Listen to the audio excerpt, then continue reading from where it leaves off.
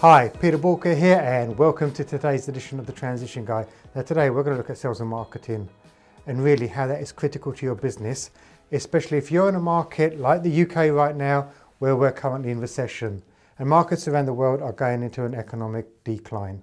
What does that mean for you? You probably noticed that a number of your clients have started to shrink their spend with you because let's face it, they're not making as much money as they did in the past, and perhaps you don't have the abundance of leads coming through that you may have had through referrals and other strategies. What does that mean? You need a marketing plan and a sales strategy for a market that's in a downturn. Now, if I said to you, how many of you have restructured your marketing plan this year to accommodate a downturn? Most people haven't. A few may, but most people haven't. And that's one of the biggest mistakes that businesses make right now. You see, when you're in an economic downturn cycle like we are right now, you shouldn't be reducing your marketing. You should be increasing your marketing because right now you need new customers. You need new customers to stand still, let alone get ahead. If you don't market and get those new customers, your business is going backwards. And based on inflationary costs and everything, the chances are if you're moving backwards, you're moving towards losing money. That's not sustainable, especially with all the incurred costs, rising inflation that was sort of brought upon by COVID, and you've got supply chain issues, people sort of issues. It's just you've got to keep moving forward.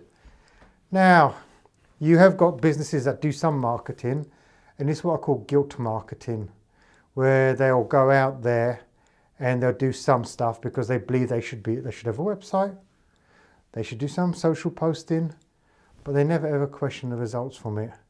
Or if they're working with agencies, they have blind trust in the agency that it's going to deliver results, and they're quite patient with it. They'll wait a year or 2 years hoping that there's going to be that inflection point where the leads come in.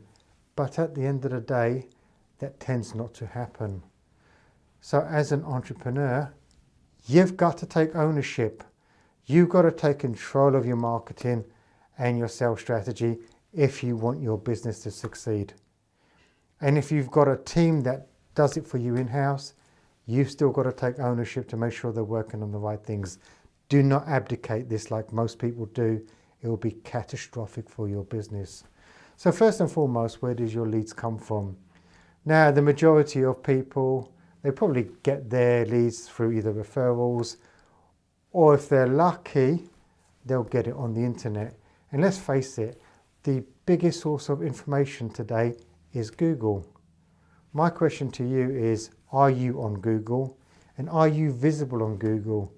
The number of websites that don't rank on Google are blocked for indexing because they're not properly structured, the content is weak, it doesn't conform to Google standards, is mind-blowing. And therefore the only thing that people then do to compensate for that is they go on to the whole Google Ads campaign, which is fine. Short-term results, brilliant. But it's like being on crack cocaine. Once you get onto it, it's difficult to get off. Because as soon as you get off of it, you get the withdrawal symptoms. From a business point of view, it means you don't get no sales through the door, you don't get no leads, you don't get no website visits. So you really need to start thinking deeply about what your strategy needs to be. And are you playing in the right space? If you don't understand marketing, you need to start understanding marketing. Right now, there's companies out there totally bashing the sales force. Now, there's a great book by a guy called Marcus Sheridan called They Ask You Answer. I implore you all to either read it or listen to it. It will change your mindset around the marketing space. Most of today's sale is done way before the customer actually makes contact with you, providing you have the right content strategy and the right touch points in place. You need to be ranking for the stuff that people are searching for in relation to your service, product, or whatever you offer. So my advice to you today is think marketing first, sales second. Don't beat up your sales team.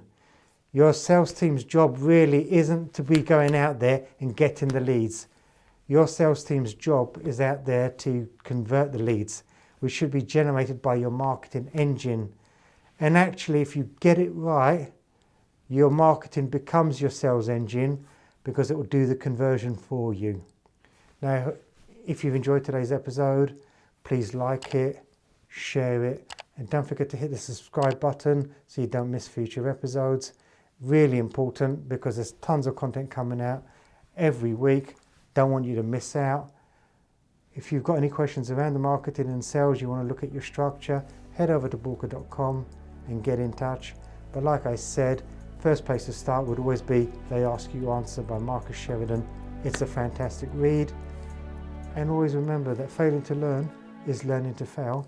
Please stay safe, and I'll see you on the next episode.